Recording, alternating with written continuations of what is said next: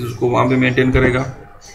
अगर वो गर्म इलाकों के हैं तो उसके मुताबिक एडजस्ट होगा। ड्राई प्लेसेस डेजर्ट वाला तो इसमें भी इस तरह से मेंटेन करते हैं। तो एक्सटर्नल एनवायरनमेंट के रेफरेंस से ये इंटरनल एनवायरनमेंट को मेंटेन करते हैं, कंडीशंस को मेंटेन करते हैं। अगर इनमें तब्दीली आ जाए तो ऑर्गेनिज्म सर्वाइव नहीं करता।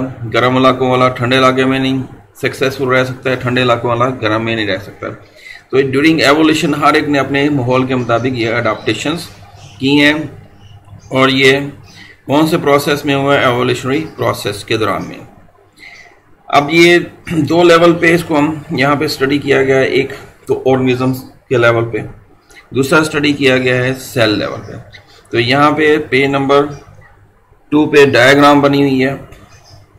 अब अगर हम कहें ये पूरा एक ऑर्गेनिज्म है, क्योंकि ये सिंबॉलिक बनाया हुआ है, इसको हम समझ लेते हैं कि ये कोई जानदार है, और इसके बाहर वाली इन्वायरमेंट एक्सटर्नल इन्वायरमेंट कहलाएगी, इसके अंदर वाली इंटरनल इन्वायरमेंट कहलाएगी। एक्सटर्नल इन्वायरमेंट में फ्लक्चुएशन वाइडर रेंज में होती हैं, बहुत ज़्यादा चेंजेस आएगी। पानी फ्लडिंग की हालत में होगा बहुत ज़्यादा, या फिर ड्राई कंडीशन हो सकती है। इसी तरह टेम्परेचर बहुत ज़्यादा या कम हो सकता है। लेकिन उस ऑर्गेनिज्म के अंदर, बॉडी के अंदर ये कंडीशंस मेंटेन की जाती हैं नैरो रेंज में। कौन कंट्रोल करता है? तो ये कंट्रोल सिस्टम है जो मेंटेन करते हैं। तो ये जो चेंजेस बाहर बहुत ज़्यादा हो रही हैं, इसको ये नैरो रेंज में इन फ्लक्चुएशंस को मेंटेन करते हैं। ये तो हो गया बाहर की एनवायरनमेंट और ऑर्गेनिज्म के अंदर की एनवायरनमेंट। लेकिन ऑर्गेनिज्म के अंदर भी डिफरेंट लेवल्स पे इनको मेंटेन किया जाता है। ऑर्गन लेवल पे भी मेंटेन किया जाता है, टिश्यू लेवल पे भी मेंटेन किया जाता है, और सेल लेवल पे भी मेंटेन किया जाता है। तो यहाँ पे सेल लेवल पे बात हो रही है। ये दो सेल्स इन्होंने दिखाए हुए हैं। तो सेल्स के बाहर जो है इर्द गिर्द जो माया या फ्लूइड पाया जाएगा, इसको टिश्यू फ्लूइड, इंटरस्टिशियल फ्लूइड कहा जाता है, या इंट्रासेलुलर फ्लूइड कहा जाता है। तो यहाँ पे नैरो रेंज में फ्लक्चुएशन है, लेकिन सेल के अंदर इससे भी कम रेंज में तब्दीलियां हो सकती हैं। एक्सट्रीमली नैरो रेंज में इनको मेंटेन किया जाता है। तो हर सेल की अपनी मेम्ब्रेन में भी ये कंट्रोल सिस्टम मौजूद होते हैं, जो टिश्यू फ्लूइड में पानी की मिकदार, टेम्परेचर वगैरह और दूसरी जो चेंजेस या फ्लक्चुएशन आती हैं, इनको सेल के अंदर और ज़्यादा नैरो रेंज में ये मेंटेन करते हैं। तो इस रेफरेंस से अगर मज़ीद डिटेल में जाएंगे तो इंट्रासेलुलर यानी सेल के अंदर, एक्स्ट्रा सेलुलर मतलब सेल के बाहर टिश्यू फ्लूइड में या इंटरस्टिशियल फ्लूइड में, इनके दरमियान भी ये कंट्रोल सिस्टम है जो मेंटेन करते हैं सेल के अंदर फ्लक्चुएशन को, नैरो रेंज में इंट्रासेलुलर चेंजेस को मेंटेन करते हैं। और ये कहाँ पे है? सेल मेम्ब्रेन के अंदर होते हैं।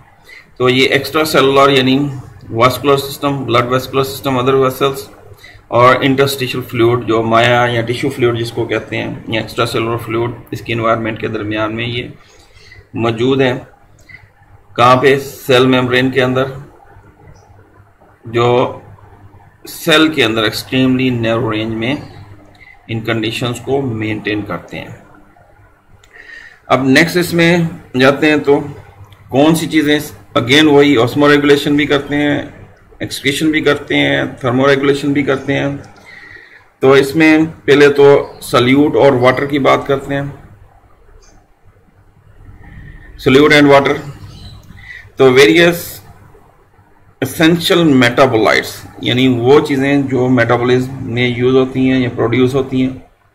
फिर हार्मोन्स हैं, इनको एक रिक्वायर्ड रेंज में, ज़रूरत के मुताबिक रेंज में मेंटेन किया जाता है। तो होम्योस्टेसिस का ये मतलब नहीं है कि बिल्कुल कट लगा दिया कि बस 37 डिग्री सी पे टेम्परेचर रहना है, फॉर एग्जांपल, ना 37 से ऊपर जाएगा ना नीचे जाएगा। इसका ये मतलब नहीं, बल्कि इसका मतलब ये है कि सपोज 37 एवरेज टेम्परेचर है, इसमें एक आध डिग्री ऊपर जा सकता है, एक आध डिग्री नीचे, ये नैरो रेंज कहलाएगी। सपोज मतलब 37.8 डिग्री मैक्सिमम हो सकता है बॉडी का टेम्परेचर, या 36.2 जो है ये मिनिमम टेम्परेचर। इस रेंज के अंदर बॉडी के टेम्परेचर को मेंटेन किया जाता है। इसी को मेंटेनेंस या होम्योस्टेसिस कहते हैं, या थर्मो रेगुलेशन उसमें कहते हैं।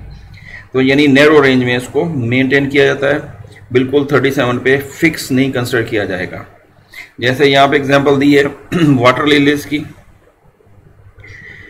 तो अवेलेबिलिटी जो है ये फ्लक्चुएट करती है ऑर्गेनिज्म की एक्सटर्नल एनवायरनमेंट के रेफरेंस से। हो सकता है बहुत ज़्यादा अबंडेंट सप्लाई है, बहुत ज़्यादा पानी है, या फिर वहाँ पे ड्राई कंडीशंस है, लेकिन बॉडी के अंदर उसको नैरो रेंज में मेंटेन रखा जाता है।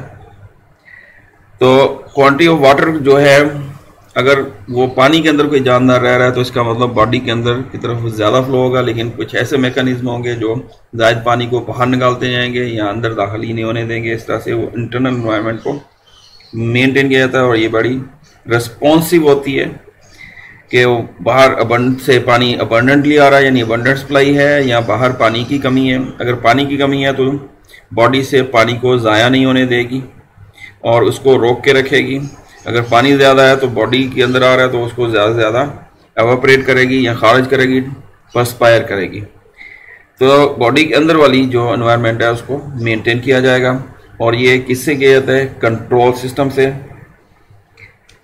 तो इसमें नीचे इन्होंने मज़ीद कहा अगर ज़्यादा पानी है तो फ्लडिंग नहीं होने देगी, यानी फ्लडेड मतलब बॉडी के अंदर ज़्यादा पानी नहीं जाने देगी, उसको एक नैरो रेंज में, एक नैरो कंसंट्रेशन में ही मेंटेन किया जाएगा। अगर ड्राई कंडीशन है तो उसको डिहाइड्रेट यानी पानी की कमी नहीं होने देगी। ये कंट्रोल सिस्टम इसको कंट्रोल करेंगे। तो ये हर एनवायरनमेंट में ऑर्गेनिज्म ने इसको अडॉप्ट किया हुआ है। तो ये नैरो रेंज में मेंटेन करेंगे, किसके अगेंस्ट? बाहर वाली जो ड्रास्टिक यानी डैमेजिंग एक्सटर्नल फ्लक्चुएशंस है। अब नेक्स्ट जाते हैं तो इसमें कंट्रोल सिस्टम्स की बात आती है। कंट्रोल सिस्टम जो है ये होम्योस्टेसिस को रेगुलेट करते हैं, इसके लिए वैरायटी ऑफ वेज अडॉप्ट करते हैं।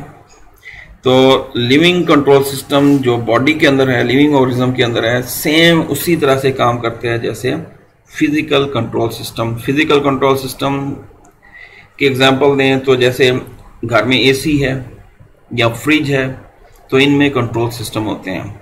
जैसे अगर कहें जी एसी का आपने टेम्परेचर 26 मेंटेन किया है, तो 26 बिल्कुल एसी 26 पे नहीं रहेगा, बल्कि उसकी कैटलॉग में देखें तो उसमें उन्होंने लिखा होता है टेम्परेचर डिग्री सी +-1 या 2 लिखा होता है।